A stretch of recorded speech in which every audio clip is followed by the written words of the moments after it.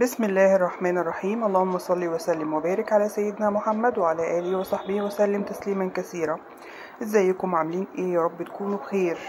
زي ما انتم شايفين كده ده فطار انا حضرته لبنتي وصحابها، كان اخر يوم امتحان وقالت لي انا هجيب صحابي معايا يقعدوا معايا النهارده، فاعمل لنا بقى ايه روقيه علينا كده، يعني فطار غدا حلويات مسليات. قلت لها عناية الاتنين، حضرت لها الفطار ده وعملت لنفسي الفطار اللي انتم شايفينه ده، السندوتشات دي مع كوبايه الشاي، والفطار اللي انتم شفتوه جبن ولانشون وبيض وحاجات كده يعني ايه وفينو، حاجات بسيطه يعني.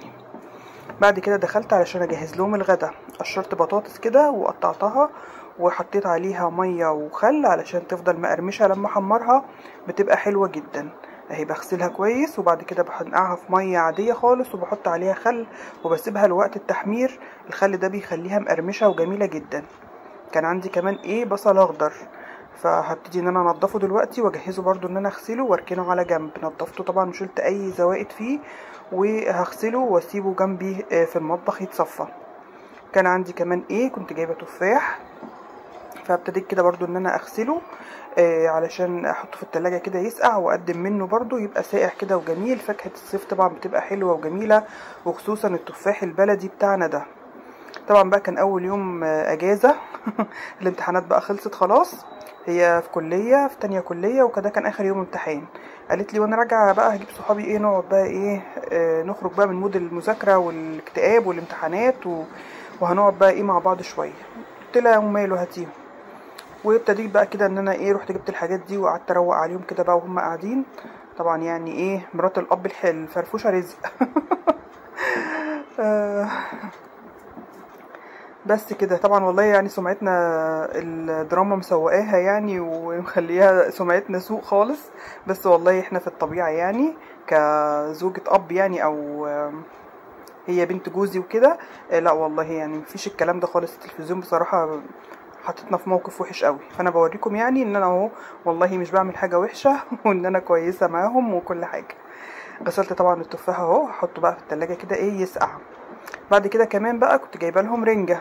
طبعا القعده دي بقى بصوا عامله كده زي شم النسيم، عامله زي اول ايام العيد يعني، بصوا زي ما تحسبوها. فانا رجعت لهم كده شم النسيم والعيد يعني. هو الحكايه كلها كان ناقصها طبق كحك وكوبايه شاي بلبن ومسرحيه العيال كبرت وكان هيبقى العيد عيد يعني. جبت بقى الرنجة، بصوا بقى الحركه دي حركه خطيره. بجيب كده السيخ بتاع الشوايه بتاع الفرن وبحط فيه الرنجايه كده وببتدي ان انا اشويها على البوتاجاز. الطريقه دي سهله قوي وكمان ايه يعني ايديكي مش بتتلسع ولا الكلام ده خالص. وبعدين بقى محبتش ان انا احطهم في صينيه واعمل الكلام ده، قلت كده كده هغسل البوتاجاز كان عايز يتغسل، فقلت بقى ايه هما بيحبوها على النار كده مباشره يعني، بيحبون ان انا اشويها لهم كده.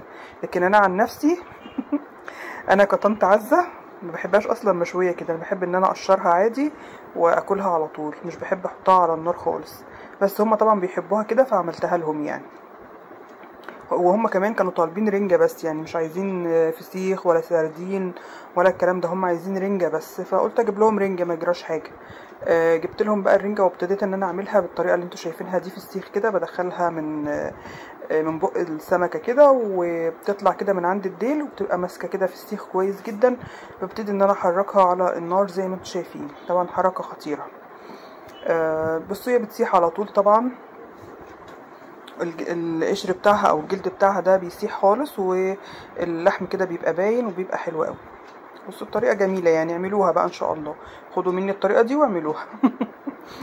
طبعا بعد كده هنغسل البوتاجاز وهنروق الدنيا يعني متقلقوش. بس ايه هنسيب البوتاجاز يهدى كده شويه وبعد كده هنرجع نغسله ونعقمه واحط له خل بملمع زجاج كده، بيخلي البوتاجاز بيبرق تاني ومبيبقاش فيه اي ريحه. هوريكم دلوقتي انا هعمل ايه. طبعا انا بقى بعد ما خدت الرنجه كده ابتديت ان انا انضفها، طبعا ما فيهاش بقى حاجه، الجلد يا دوبك بيتشال اهو البواقي منه، طبعا هو اكتريته ساح خلاص. وبشيل بقى اي حاجه منه خالص، اي قشر اي سلسله اي شوكه اي حاجه بشيلها وبخلي اللحم فيليه كده على طول جاهز للاكل. طبعا انا عملت معاكم كذا مره الفسيخ والسردين والرنجه والكلام ده، بس انا بوريكم بقى ايه جو اول يوم اجازه. لما تحبي كده تروقي على ولادك واصحاب ولادك يعني. بس كده فتحت بقى الرنجايه وشلت السلسله. بصوا اللحم بقى بيطلع بكل سهوله، نضيف خالص ما فيهوش اي حاجه، واي شوك كمان كان بيطلع بكل سهوله. اللحم بقى فيليه جاهز معايا على طول. بصوا الجمال. طبعا دي احلى حاجه بقى ان انت بتاكلي رنجه لوحدها. يعني انا كده بقى عرفت اكل لما بتكون رنجه لوحدها، لكن لو معاها سردين وفسيخ ما بعرفش اكل رنجه خالص. بحس ان ملهاش طعم وطعمها مش باين وسط الفسيخ والسردين. لكن كده لما اكلت رنجه لوحدها بصراحه كانت جميله جميله جدا، وكمان هي كانت حادقه ما كانتش دلع، وكانت جميله بجد. يعني انا بحب الحاجات الحادقه، وهي كانت جميله ولحمها كان طري وحادق كده وجميله قوي. بألف هنا وشوفها طبعا للي كل.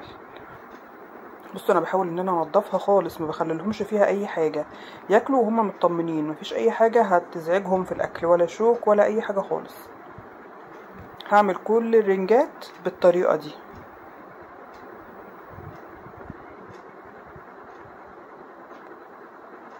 طبعا كان فيها بطروخ مرمل وكان فيه بطروخ ناعم، فحطيت لهم كل البطارخ وكل الرنجه، وابتديت بقى دلوقتي ان انا اعصر عليها ليمون واحط زيت وبس كده، وكده الرنجه معايا جاهزه.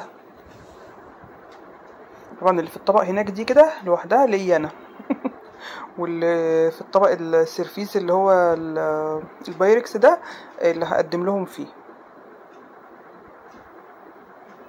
اللي ممكن نشف شويه، فانا كنت باخد وقت كده عبال ما اعصرها. عصرت كل الليمون وحطيت زيت بس كده، ما بحطش حاجه تاني. ما بحبش بقى ولا قولة طحينه ولا قولة خضار ولا الكلام ده كله، انا بحبها كده على طول.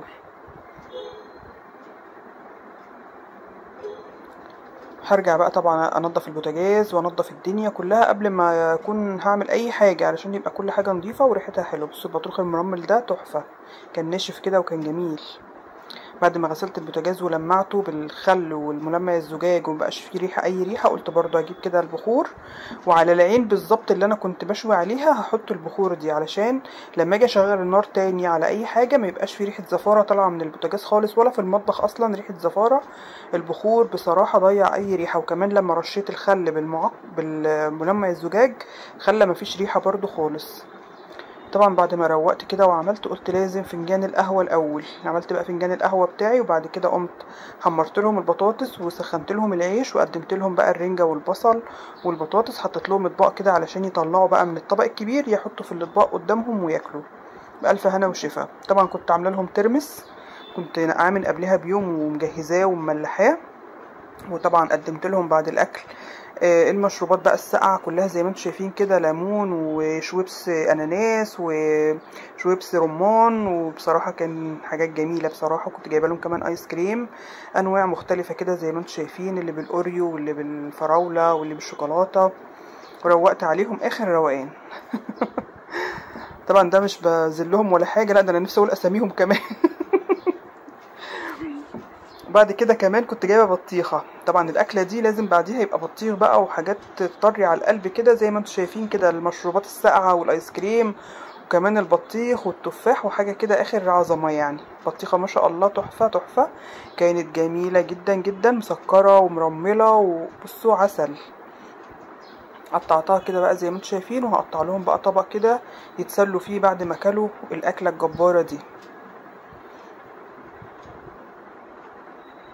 طبعا بقى بقطع البطيخ تقطيع عادي زي ما انتم شايفين كده، مش عامله فيه حركات ولا اي حاجه. انا بقطعه برضو بشيل القشر خالص، ما حبيتش ان انا اقدمه بصراحه قطع كده بالقشر وهم يقعدوا بقى ايه ياكلوا وينحتوا كده، لا. قطعتها كده زي ما انتم شايفين. طبعا بقى طول ما انا واقفه بقطع يعني ايه، بصوا عماله بقى اكل منه. كانت جميله بجد، وكنت حطاها في التلاجة لاني كنت جايباها من قبلها بيوم، كانت ساقعه ومرمله بقى وحمرا ومسكره، بجد كانت حلوه قوي. الف هنا وشفا.